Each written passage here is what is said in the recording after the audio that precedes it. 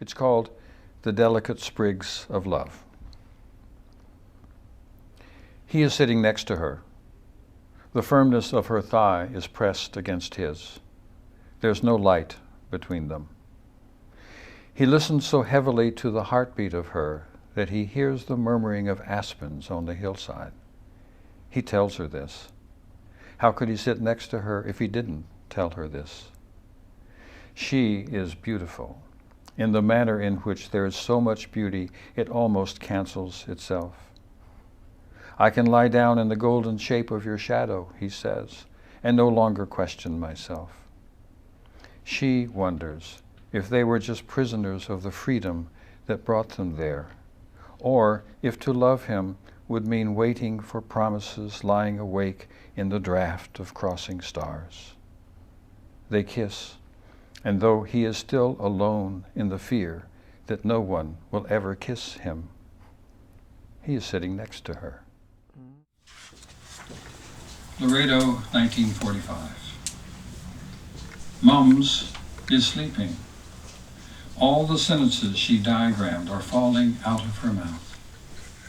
The impossible one from "'Twas the Night Before Christmas" even she wasn't sure about. It is summer, South Texas, afternoon. Heat rises off the red clay like bad breath. Only the window is cool. The fan, relentless, lifts her lacy collar as it strokes the room. I am 5 years old. Already her goiter is visible to me, snapped to her neck like a turtle. Pops is sleeping in the tool shed, his nails sorted in fruit jars, nailed to the 2x2, army knife strung to a belt loop. They are snoring, singing to each other in their places.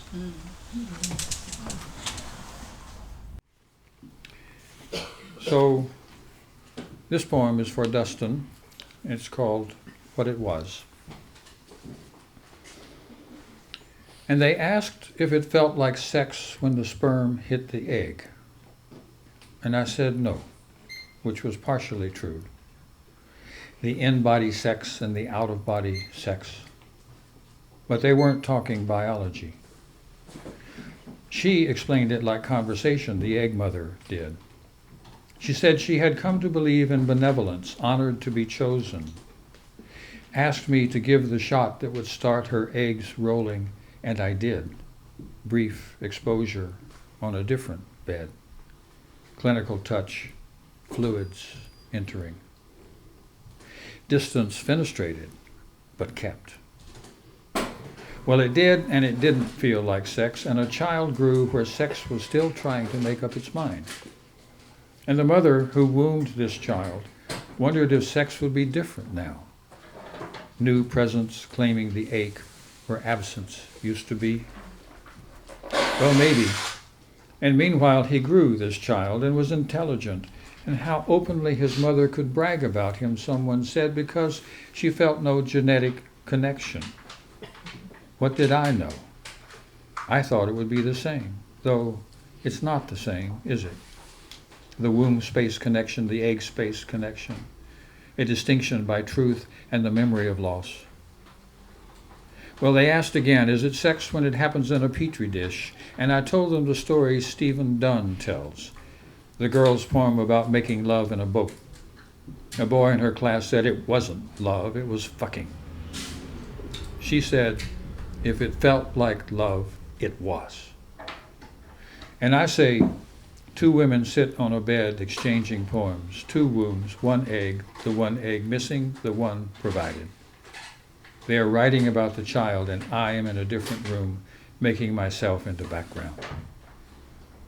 And did I tell you the part about the boy sitting in the lavatory this morning, dripping his washcloth in water to make him warm, he said, draping his legs, almost floating in his steamy containment. And the little strings and beads of water falling on the tiles in necklaces of abundance. And I tell you, it is whatever it wants to be. Sex, love, lust, benevolence, this water child, this miracle, this family.